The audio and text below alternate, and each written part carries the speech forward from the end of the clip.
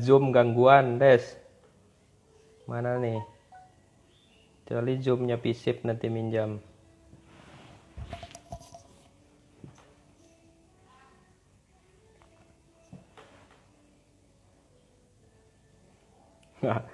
Kocet 69.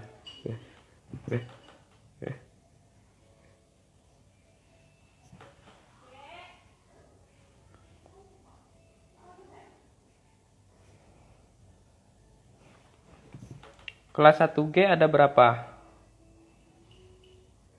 jumlahnya?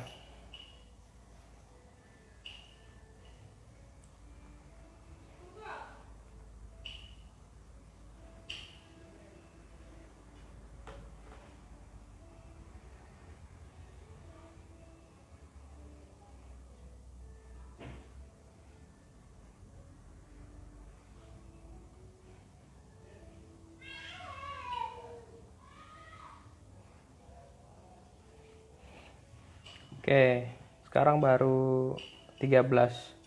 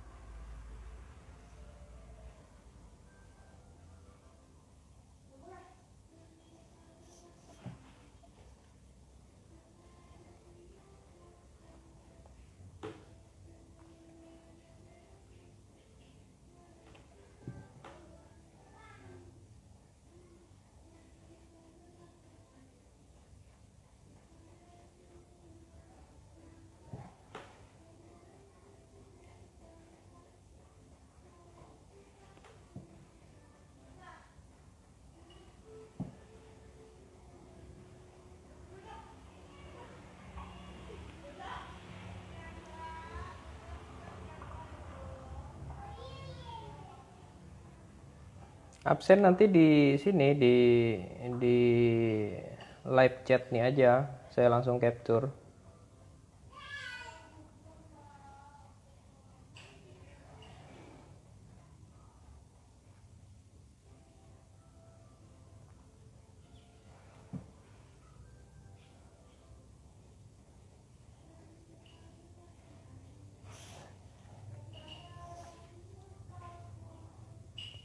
Atau sisanya belum ini ya, belum follow mungkin ya.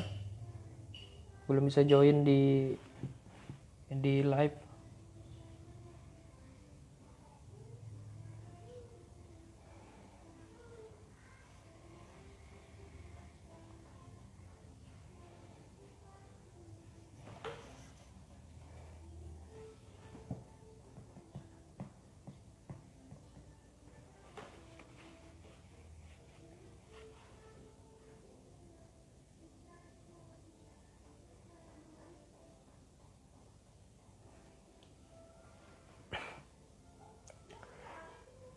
Baik, kita lanjut seadanya aja ini dulu ya. Nanti kita sisanya mungkin saya sambung di Google Classroom nanti materinya.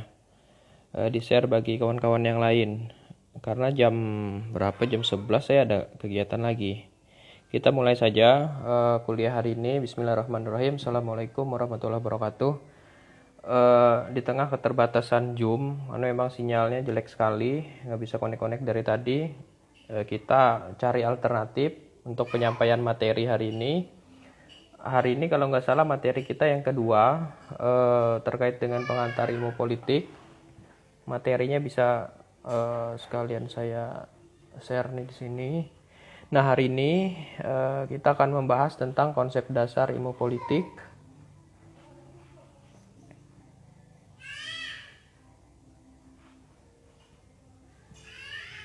Nah, bicara konsep dasar itu adalah bicara tentang dasar-dasar dari ilmu politik. Di pertemuan yang lalu kita sudah membahas apa-apa materi yang diinikan. Kemudian nanti di Google Classroom tolong diingatkan saya ketua kelas untuk saya men-share buku ini, buku handbook untuk pegangan kalian di di pembelajaran mata kuliah ini. Nah, konsep dasar ilmu politik, materinya adalah yang pertama pengertian ilmu politik, itu definisinya apa sih sebenarnya. Kemudian yang kedua politik sebagai ilmu, yang ketiga sejarah ilmu politik, yang keempat objek studi ilmu politik, hubungan, dan terakhir hubungan ilmu politik dengan ilmu lainnya.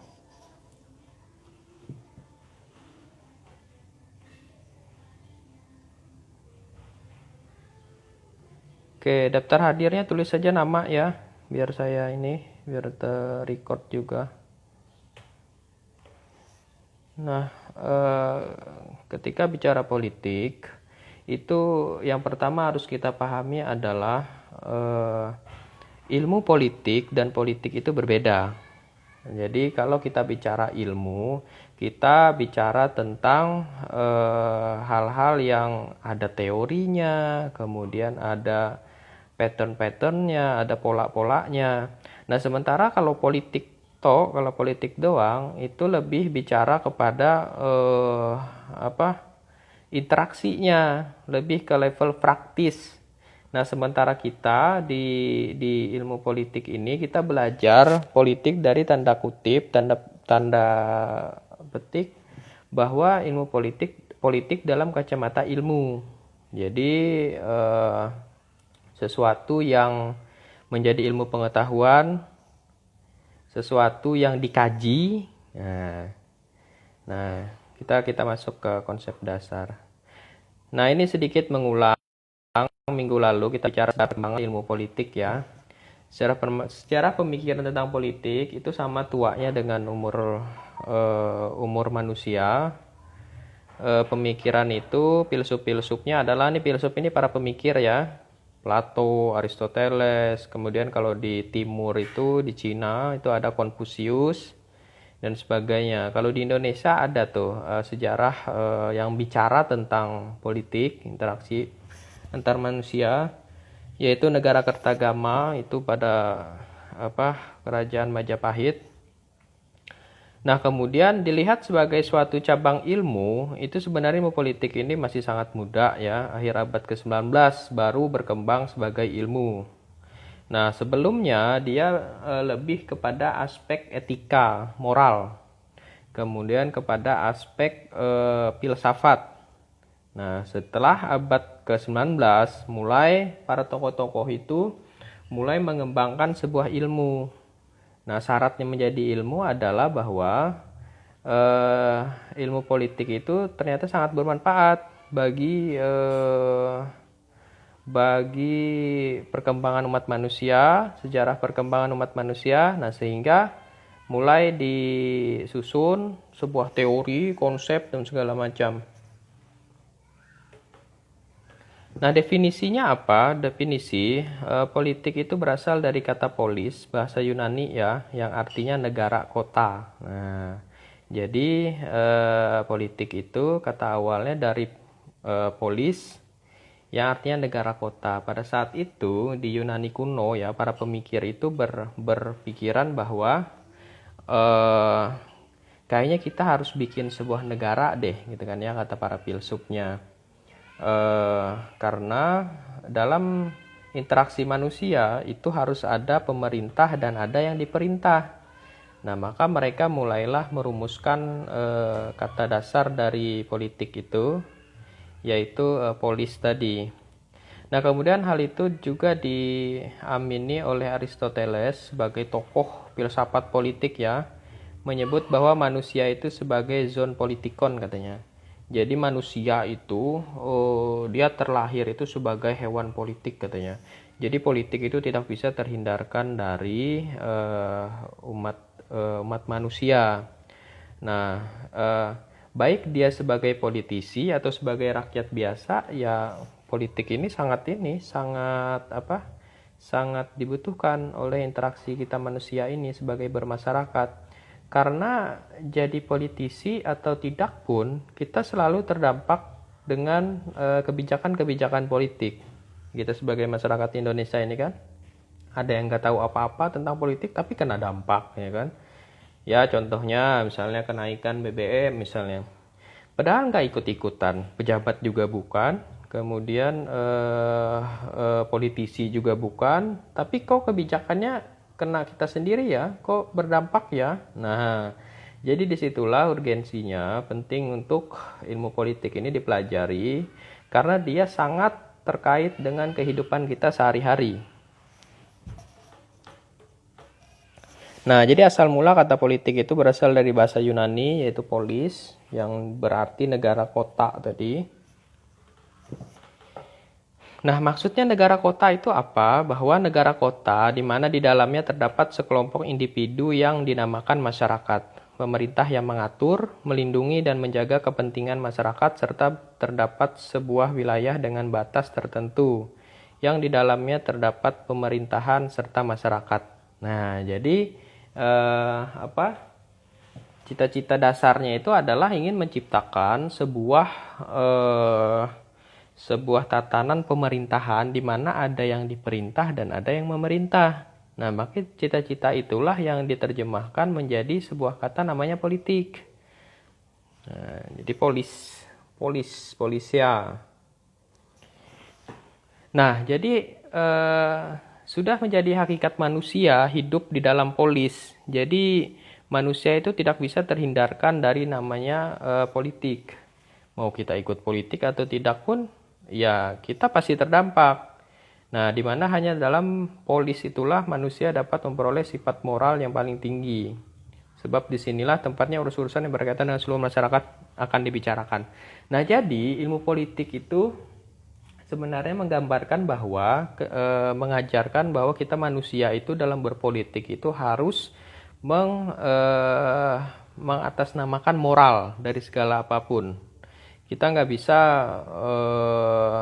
dalam tatanan praktik politik itu kan kejadian seperti sekarang kan seperti itu, bahwa banyak masyarakat yang ikut berpolitik tapi aspek moralnya ditinggalkan, etika publiknya. Bagaimana aspek moralnya, aspek etika dan segala macamnya. Nah, sehingga akhirnya namanya manusia ini kan, makanya tadi dibilang Aristoteles, manusia itu zoon politikon, makhluk politik dia, binatang politik. Jadi manusia alamiah, punya nafsu kekuasaan, punya hasrat untuk berkuasa. Itu sudah menjadi hakikat manusia. Nah, maka dari itu penting untuk belajar ilmu politik supaya kita memahami politik itu bukan sekedar kotor-kotoran atau bukan sekedar money politik dan segala macam, tapi jauh dari dalamnya, bahwa para filsuf itu merumuskan ilmu politik itu sebagai ilmu moral, ilmu etika. Nah, ini tokoh-tokohnya nih, kan?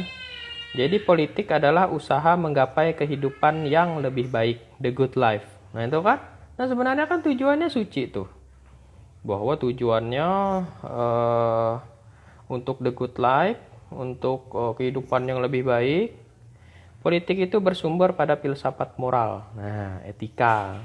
Nah, namun pada abad ke-18-19 politik mulai, nanti kita bicarakan itu, politik mulai ada pendekatan behavioralisme.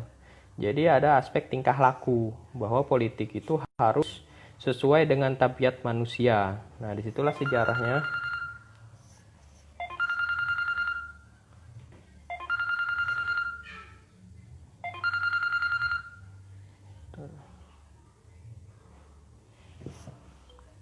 Nah, kemudian kita lanjutkan. Definisi ilmu politik itu menurut Plato dan Aristoteles menamakan politik sebagai the good life tadi, bahwa untuk mencapai kehidupan yang lebih baik. Kemudian politik itu bertujuan untuk melindungi dan mencapai sebuah tujuan masyarakat yang sejahtera. Nah, kan intinya itu tuh definisinya. Kemudian menurut Harold Laswell dan David Easton merumuskan politik sebagai pengalokasian sumber daya, pengalokasian sumber kekuasaan berdasarkan kewenangan dan untuk sebuah masyarakat. Jadi bagi-bagi kewenangan kepada masyarakat untuk mengalokasikan sumber daya. Nah, politik itu kan digunakan sebagai, minggu lalu kan saya sudah mengatakan bahwa sumber daya manusia ini kan di dunia ini terbatas. Nah, sementara kan keinginan manusia itu beragam tuh. Ingin A, ingin B, ingin C. Nah, maka dengan politik itulah bagaimana sumber daya itu bisa jadi skala prioritas. Kira-kira yang didahulukan A atau didahulukan B atau yang didahulukan C. Nah, disitulah guna politik, bahwa politik bermanfaat bagi manusia untuk mencapai tujuan, untuk untuk mengalokasikan sumber daya, untuk keadilan. Nah, itu kan. Nah, kemudian ilmu politik secara sederhana dapat diartikan sebagai ilmu yang mempelajari tentang politik. Nah, itu ilmu politik. Nah, kalau dalam aspek sikap itu namanya politik doang. Nah, tapi kalau ilmu politik itu adalah sebagai ilmu yang mempelajari tentang politik, dan tentu ada teori, ada konsep, kemudian ada para pemikir dan segala macamnya. Nah, ini terminologi politik yang sangat terkenal dari Harold Laswell. Dia mengatakan bahwa politik itu adalah tentang siapa mendapat apa, kapan, dan di mana. Jadi kata Laswell, politik nggak jauh-jauh tuh dari perebutan kekuasaan. Jadi politik itu tergantung dengan siapa dapat apa, bagaimana, dan kapan. Nah, kemudian menurut Miriam Budiarjo, politik adalah bermacam-macam kegiatan dalam suatu sistem politik yang menyangkut proses menentukan dan melaksanakan tujuan-tujuan dari sistem itu. Nah, jadi kalau Miriam Budiarjo lebih pada pendekatan sistem, bahwa dia mengatakan politik itu bermacam-macam kegiatan dalam suatu sistem politik. Nah, kemudian Ramlan Surbakti, dia mengatakan bahwa ilmu politik adalah suatu proses interaksi demi kebaikan bersama. Nah, itu kan pengertiannya nggak ada buruk-buruk amat tuh. Pengertiannya baik-baik semua tuh, kebaikan bersama, tujuannya kesejahteraan, keadilan. Nah, sehingga karena politik itu menyangkut dengan ilmu terkait dengan karakter manusia dia. Jadi politik mau dibawa ke keburukan bisa, mau dibawa ke kebaikan silahkan. Nah, ini dia, karena terkait dengan karakter atau tabiat manusia.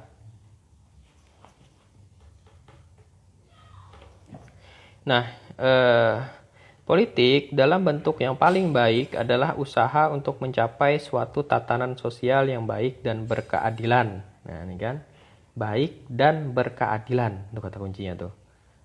Kemudian politik adalah kegiatan yang menyangkut cara bagaimana kelompok mencapai keputusan yang bersifat kolektif dan mengikat melalui usaha untuk mendamaikan perbedaan. Nah, ini kan. Jadi politik itu merupakan kesepakatan. Karena kita manusia keinginannya banyak sekali, sementara sumber dayanya terbatas. Sehingga kan harus ada level-level prioritas. Nah, untuk mencapai prioritas itu, maka harus ada proses politik.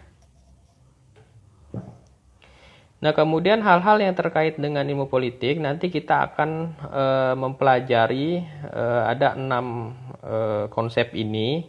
Konsep yang nggak bisa dipisahkan dari politik. Yang pertama adalah negara. Nah, nggak mungkin ada politik kalau nggak ada negara. Jadi negara itu hadir, cuma sistem operasinya supaya negara itu bergerak, itu adalah politik. Nah, kemudian yang kedua, politik nggak bisa akan dipraktekkan kalau kita nggak punya kekuasaan, power. Nah, makanya ketika bicara politik selalu bicara kekuasaan, perebutan. Perebutan kepala daerah, perebutan mau jadi presiden, dan segala macamnya. Nanti kita akan bicara ini lebih jauh. Kemudian terkait dengan kebijakan publik. Nah, kebijakan publik nanti akan lebih banyak dipelajari ketika kalian naik semester nanti. Secara umum saya mengatakan gambaran umum dulu bahwa kebijakan publik itu yang kita rasakan setiap hari.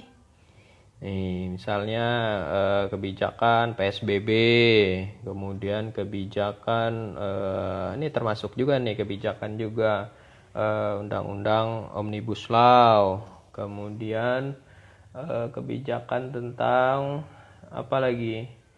Tentang kenaikan BBM, kenaikan listrik dan segala macam, itu namanya kebijakan. Nah, kita bisa masuk ke dalam perumusan kebijakan itu mekanismenya dari politik. Nah, kebijakan publik inilah yang memberi dampak ke kita. Jadi kalau kita paham politik, kita akan mampu memahami tentang kebijakan publik. Karena dengan kebijakan publik itu kita sebagai masyarakat pasti terdampak. Apapun kebijakan yang diambil pemerintah pasti terdampak. Nah, kemudian berikutnya konflik. Nah, di sini yang sering politik itu akhirnya menjadi sebuah frase yang diidentikan dengan konotasi negatif, bahwa selalu dengan ada politik itu pasti konflik, kemudian ada perebutan dan segala macamnya, dan itu konsekuensi logis, tidak bisa terhindarkan karena bicara tentang perebutan, satu perebutan kekuasaan, yang kedua perebutan sumber daya, yang ketiga pertarungan kepentingan. Nah, kemudian yang berikutnya, yang kelima, politik itu mulia sebagai sarana untuk menuju good society, untuk menuju masyarakat yang tertib, aman, dan sebagainya. Nah, itu kan tujuannya kan mulia sekali tuh. Nah, kemudian yang terakhir adalah pembagian, aspek distribution, aspek pembagian dari kue-kue kekuasaan itu. Kemudian kita lanjut. Nah, interpretasi dari kata politik itu yang pertama adalah seni untuk mengelola pemerintahan. Nah, kemudian yang kedua, kenapa seni? Karena dia terkait dengan sifat dan estetika manusia. Nah, kemudian yang kedua terkait dengan kekuasaan. Politik pasti selalu terkait dengan kekuasaan. Yang ketiga adalah konflik. Nah, konflik pasti ada terjadi gesekan karena ada kepentingan yang tidak terakomodir, ada kepentingan yang tidak terkelola atau terakomodir dengan baik. Kemudian yang keempat adalah proses kebijakan publik. Nah, proses pembuatan kebijakan. Jadi politik itu penting supaya kita memahami, sehingga kita bisa kritis, kita bisa mengomentari, ya kan? Ada aspek-aspek politik dibalik dari kebijakan publik yang dilakukan oleh pemerintah atau dirumuskan pemerintah. Nah, ini asumsi-asumsi terkait dengan politik, bahwa politik itu merupakan kebutuhan dasar manusia, berada di mana-mana dan serba hadir. Nah, kalian tuh dari mana, dari level istana sampai warung kopi, sampai pangkalan ojek, sampai warung-warung kecil, itu pasti ada tuh yang berbicara atau berkisahan tentang politik. Makanya dia serba hadir, karena dia menyangkut hajat hidup rakyat banyak. Dia menyangkut sesuatu yang game teori, macam kan permainan. Apalagi kita kan masuk musim pilkada nih. Nah, ini kan di mana-mana orang bicara politik semua. Dan bersyukurlah kalian sebagai mahasiswa ilmu sosial dan ilmu politik. Kalian harus mampu memberikan edukasi kepada masyarakat. Bukan hanya sekedar partisipasi praktis saja, tapi memberikan edukasi bahwa bagaimana cara politik yang baik itu, politik santun, politik milenial. Nah, ini kan kesempatan kalian nih hadir di era pandemi ini. Apalagi kan dulu biasanya kenapa politik ini agak sedikit eksklusif, karena dia terkait dengan misalnya kampanye dengan lagu dangdut misalnya. Sekarang kan anak-anak milenial sekarang bisa tuh, nggak kayak dulu lagi, bahwa sekarang anak muda bisa menginspirasi kampanye-kampanye politik yang kreatif, yang konstruktif, kemudian yang kekinian misalnya gitu kan ya. Karena sekarang perangnya milenial nih, yang ini, karena kita di masa pandemi ini hampir dipastikan tidak ada tuh kampanye yang melibatkan orang banyak tuh, sehingga lebih banyak akan mengcounter-counter isu yang ada di sosial media. Nah, orang-orang sosial media ini kan seperti kalian nih. Orang-orang yang pandai bikin konten, pandai bikin editan-editan, meme, video, vlog dan segala macamnya. Kemudian yang kedua, berpolitik atau tidak akan terkena akibat dari politik. Nah, ini yang saya katakan tadi bahwa kita paham ilmu politik supaya paham bahwa kita ini ikut atau tidak dalam partisipasi itu kita bakal terkena dampaknya. Maka dari itu kita harus memahami bagaimana politik itu hadir di kehidupan kita. Kemudian politik hadir karena kelangkaan atau keterbatasan sumber daya. Nah, ini yang saya katakan tadi bahwa manusia ini kan keinginannya kan luar biasa tuh. Keinginannya banyak, keinginannya A, B, C, D. Nah, sementara kan sumber daya kita terbatas. Mau contoh saja tuh, mau jadi gubernur misalnya. Posisi gubernur kan cuma satu doang. Nah, sementara masyarakat Kalimantan Tengah itu jumlah penduduknya berapa tuh? Berapa juta tuh, ya kan? Termasuk jomblonya itu kan ya, jomblo-jomblonya itu. Nah, sehingga semua itu, bayangkan saja, politik akan mengakomodir supaya jutaan orang tadi atau ribuan tadi untuk menjadi seorang gubernur. Karena satu doang gubernurnya. Kalau gubernurnya bisa 10, 100 mungkin nggak usah pakai politik, bisa aja tuh. Nah, tapi kan secara konstitusi ya gubernur kan cuma satu. Nah, sehingga harus ada pola-pola politik supaya keterbatasan sumber daya itu bisa terpenuhi. Nah, kemudian yang keempat adalah seni penguasa untuk meyakinkan masyarakat umum. Nah, jadi ketika kalian memilih ilmu sosial dan ilmu politik, tentu ke depan ya kalian konsekuensinya kalian yang akan jadi pemimpin nantinya. Karena dengan politik itu merupakan seni penguasa untuk meyakinkan masyarakat umum. Kemudian berikutnya adalah the art of possible atau seni segala kemungkinan. Nah, ketika kita memahami politik, kita akan paham kenapa para calon itu setiap hari ketemu janji terus itu kan ya. Sesuatu yang memberikan harapan terus kan, pembangunan sejahtera dan segala macamnya. Karena seperti itulah politik, bahwa politik itu seni segala kemungkinan. Pokoknya mungkin semualah bagi politisi itu kan ya. Nah, ngetuk undang-undang di tengah malam pun mungkin tuh. Nah, ini nih the art of possible tuh.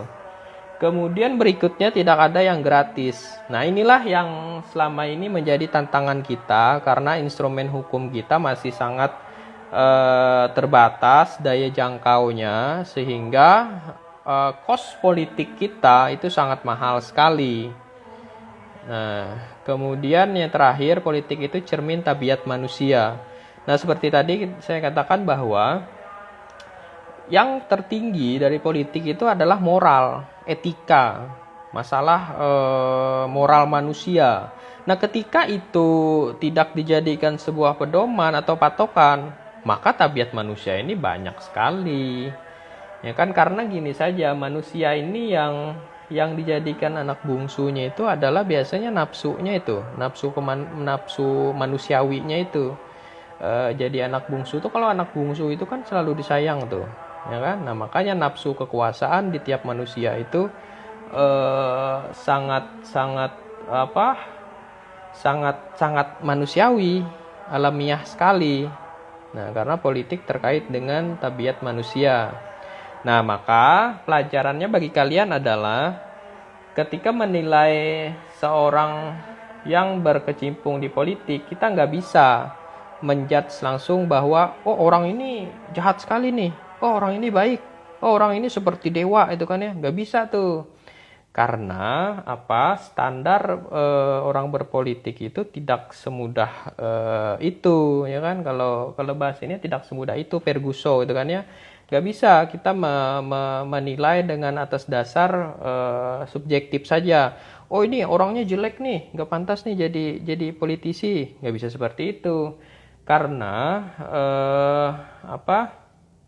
standar orang politik itu kan dinamis tuh dia.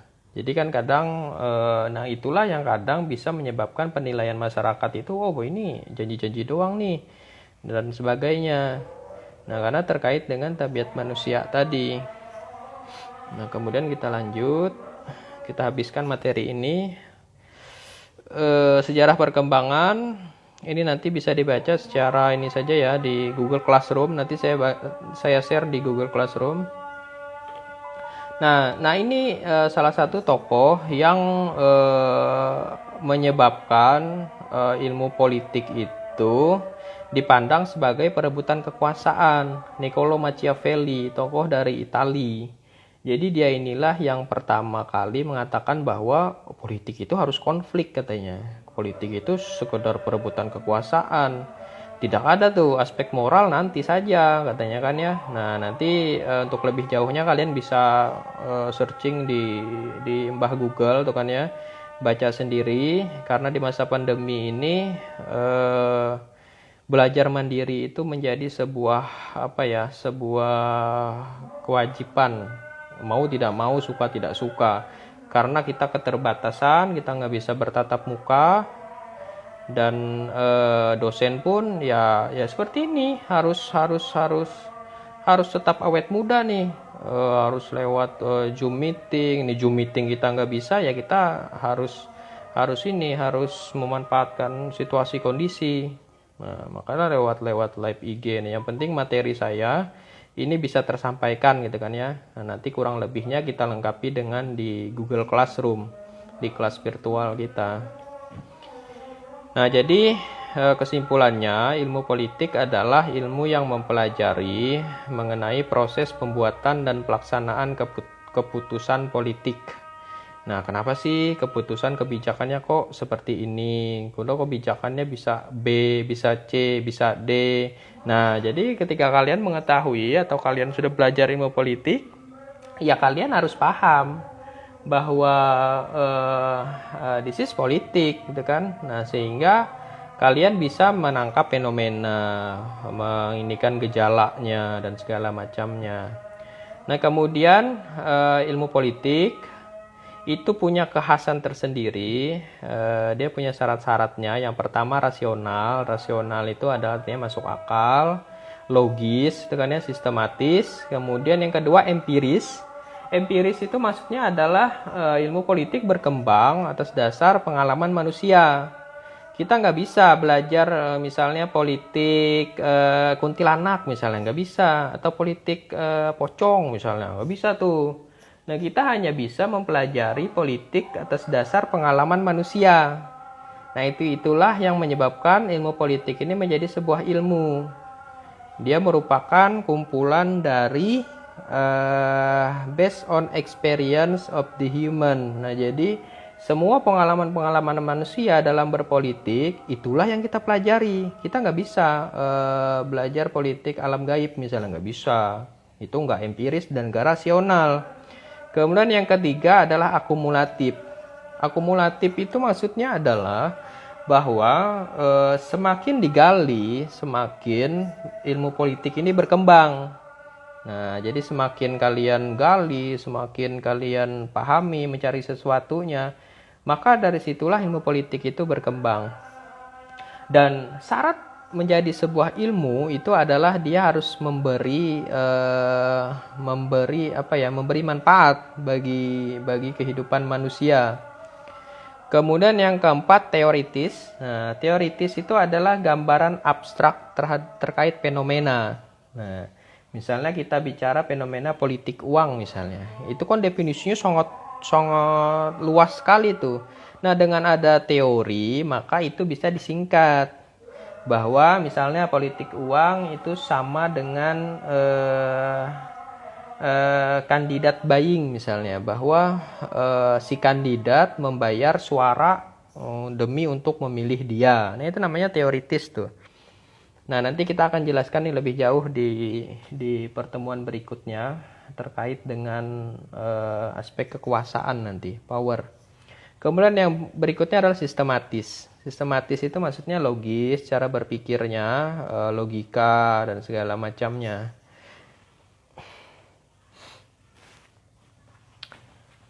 Nah, ini ada tugas nanti kalian sambil kerjakan sebagai standar penilaian saya. Kalian bikin interview atau wawancara, direkam ya di video ya. Di interview masyarakat, tapi masyarakatnya dicari strata-stratanya. Jadi tanyain nanti. Nah, bisa seperti ini nih. Kalian nanti wawancarain tokoh atau mahasiswa. Tapi mahasiswanya jangan teman ilmu-ilmu sospol ya. Nanti wawancarai mahasiswa yang bukan jurusan sospol. Bisa nanti kalian cari teman di farmasi, fakultas kesehatan, fakultas pertanian, atau kehutanan, teknik, dan segala macamnya. Nah, kan? Nah, kemudian kalian bisa juga wawancarai mahasiswa aktivis nih. Aktivis, orang-orang yang kemarin turun ke jalanan itu loh. Ya kan? Orang-orang yang pengurus organisasi kemahasiswaan. Kemudian bisa juga pedagang, bisa satpam atau cleaning service, pegawai fotokopi, terserah kalian lah. Pokoknya semua orang di luar kalian, di luar lingkup circle kalian. Nah, nanti tanyakan apa pandangan mereka terkait dengan makna pemahaman politik bagi mereka. Jadi kalian spontan saja tanya, Pak atau Ibu, menurut Pian politik itu apa? Gitu saja, kalian tangkap. Tidak perlu kalian harus menggurui, harus semacam mengintimidasi. Tapi yang ini sajalah, yang senormal-normalnya saja, supaya jawaban mereka itu spontan, ya kan? Jawaban mereka itu menjadi sebuah yang natural, sesuatu yang tidak dibuat-buat, tidak disetting. Nah, jadi ini bukan bikin konten TikTok kalian ya, tapi sesuatu yang natural. Kalian seketika saja, spontan saja. Nah, nanti dari kreativitas ini nanti saya nilai. Nah, dikumpulkannya kapan? Nanti sebelum ujian tengah lah. Ujian tengah semester. Ya, ada sekitar 1 bulan lebih lah. Nah, jadi tugas kalian nanti di-share di Google Classroom. Dibikin saja secantik-cantik mungkin lah gitu kan ya. Karena kalau menjelaskan teknologi dengan kalian ini saya kira lebih paham kalian lah untuk mengedit itu kan. Edit video itu kan. Nah, bisa saja nanti yang diwawancara itu ada 3, misalnya jangan 1. Kalau 1 nanti tidak ada pandangan yang lain.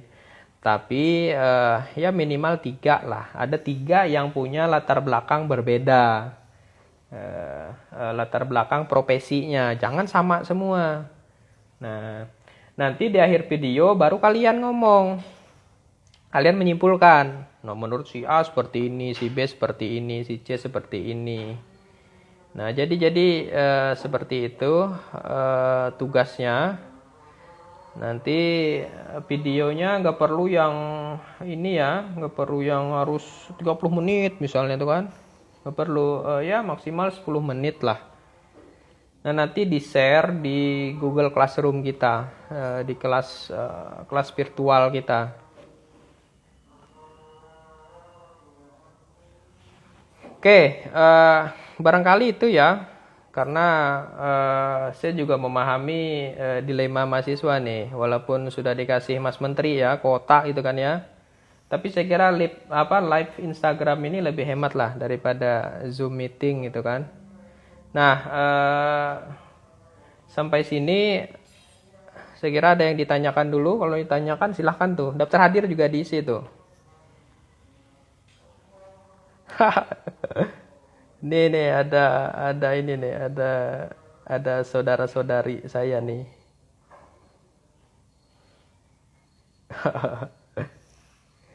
Oke, yang belum isi daftar hadir silakan tuh di ini, diisi di ini, di apa, di kolom chat. Nanti kita diskusi di Google Classroom juga ya, di kelas 1G khusus di Classroom. Nah, saya kira nih karena HP saya ini kan HP apa ya, produk-produk ya cepat panas gitu kan ya. Kalau kita lama-lama ginian nih bisa jebol nanti. Nah, nanti materinya saya share di ini, di apa? Di Google Classroom. Materinya kita bisa diskusi nanti di sana lanjutannya. Kan sekarang enak tuh, angkatan corona kan kuliahnya bisa real time tuh kan ya. Ini kan angkatan corona nih, angkatan COVID. Bisa real time, kemudian kekinian, kuliahnya sambil rebahan tuh kan ya. Nah, tapi kalau rebahan ya jangan lupa bangun tuh kan ya, bangun, masa depan masih panjang tuh, jangan kelamaan rebahan nanti ini cita-citanya diambil tetangga nanti.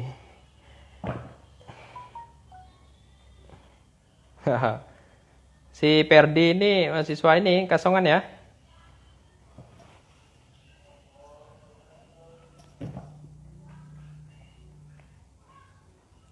Oke, sudah semua ya daftar hadirnya ya.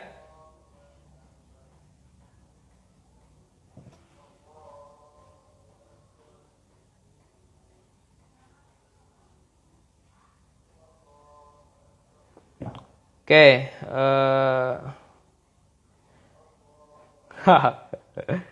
ini ilmunya lebih dari saya nih, Pak Riyandi ini ikut kuliah sama saya.